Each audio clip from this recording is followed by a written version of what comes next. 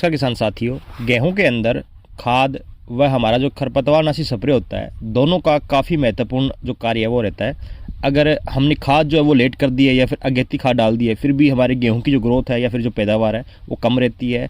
वही कारण रहता है खरपतवारनाशी का, अगर हमने अगेता कर दिया या फिर लेट कर दिया, फिर भी जा करके हमारी जो पैदावार है वो कम रहती है।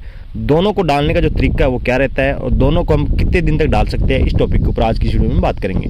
सबसे पहले हम बात करेंगे यूरिया खाद की। काफ़ी सारे फार्मर है जो 2 से 2.5 बैग जो यूरिया वो डालते हैं, और काफ़ी सारे ऐसे फार्मर जो 3 बैग भी यूरिया डालते हैं। वो अपने हिसाब से खुद देख लेना।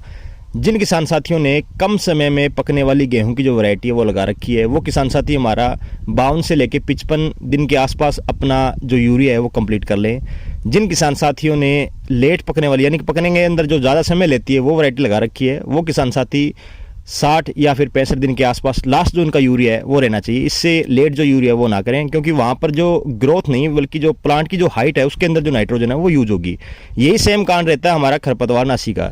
अगर आपने कम समय में पकने वाली जो वैरायटी है वो लगा रखी है, तो आपका जो खरपतवार मारने वाली जो भी दवाइयाँ हैं वो आप 55 दिन के आसपास या 60 दिन के आसपास रखें। अगर आपने लेट पकने वाली जो वैरायटी है वो लगा रखी है, वहाँ पर अपना जो खरपतवारनाशी स्प्रे है वो आप 60 से लेकर 65 दिन जो लास्ट है वो रखना है।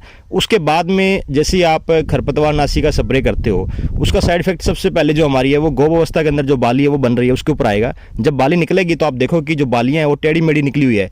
उसके अंदर एक तो दाना बढ़ने में जो दिक्कत है वो आती है। दूसरा, अगर मान लो कि आपकी बाली सीधी है, आपको दिखने को मिलेगा कि इसके ऊपर जो खरपतवारनाशी का जो साइड इफेक्ट है वो नहीं है। लेकिन जब बूर अवस्था आती है, फूल पड़ने की जो अवस्था आती है, उस समय आप देखो कि बाली के अंदर बहुत ही कम मात्रा में जो बूर या फिर फूल है वो पड़ता है। तो कहीं ना कहीं मतलब खरपतवारनाशी जो आप लेट यूज़ करते हैं उसका जो नुकसान है वो हमें देखने को मिलता है। अगर हमारी मान के चलो कि क्विंटल आधा क्विंटल भी पैदावार कम हो जाती है, फिर भी जो नुकसान है वो हुआ। एक तो हमारा जो खरपतवार इतनी लेट अगर आप स्प्रे करते हो तो खरपतवार तो नहीं मरने वाला, ये तो आप निश्चित लिखवा लो।